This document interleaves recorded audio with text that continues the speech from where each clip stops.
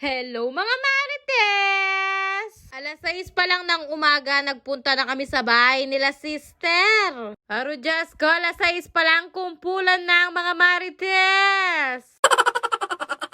Araw kasi ng kamatayan ng nanay ko ngayon at magdadalawang taon na siya. At dahil nga may kanya-kanyang trabaho kami, maaga na lang kaming aalis. Dumiretso na ako dito sa tindahan para mangutang na muna ako sa paninda kong nanang. Ito na lang kasi yung naisip naming lutuin para hindi rin kami marash. Wala na rin kasi kaming time para mamalengke, magsingkotsa at magmarinade. At least itong product ni nanang, easy and ready to cook na lang. Nangutang na muna ako dito sa paninda ko ng barbecue, roast beef at saka Shanghai. O diba, social pang cater yung handa ng nanay ko. Chares!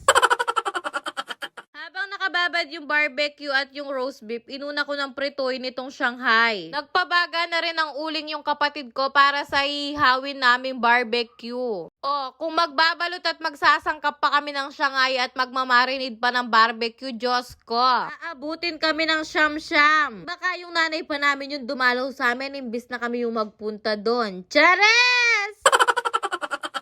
Habang naghihihaw kami dyan, parang gusto na lang naming mag-swimming. Paano ba naman kasi itong linuluto namin parang may bigla ang swimming or outing kami. Napakabongga pa ng homestyle barbecue ni Nanangs dahil 12 pieces na yung laman. Kaya perfecto lalo na sa mga mag-outing or mag-swimming dyan. Hindi nyo na kailangan mag-marinade. Pagtapos kong mag-ihaw, sinunod ko ng ininit itong roast beef. Yes po, tama po yung narinig nyo. Iniinit lang to. Easy to cook, ready to eat. Tignan nyo naman, 2 pack lang yung linagay ko dyan at napakarami na. Good for 6 to 8 person na to, kaya napakasulit. Oh, social pa yung nanay ko, naka-roast beef siya. Chares!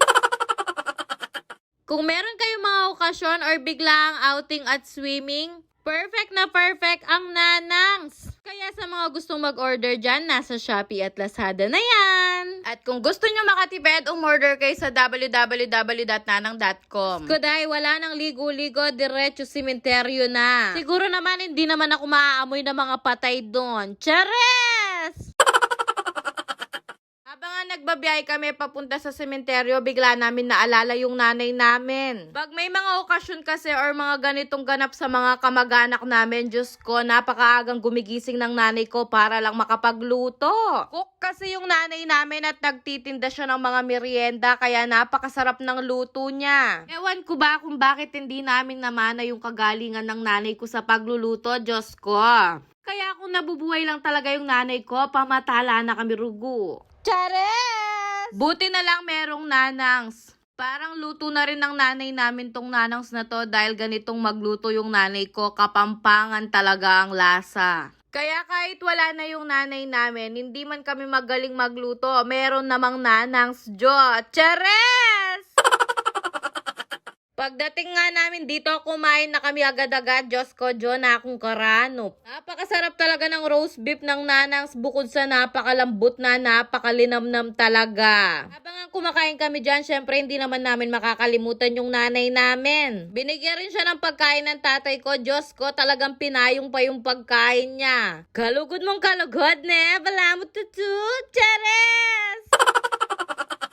Pagkatapos namin kumain dyan at nakipagkwentuhan sa nanay namin, nagsiuwian na rin kami dahil malayo pa kami. Diyos ko, dala pa talaga ng tatay ko yung paboritong jar ng nanay ko. Diyos ko.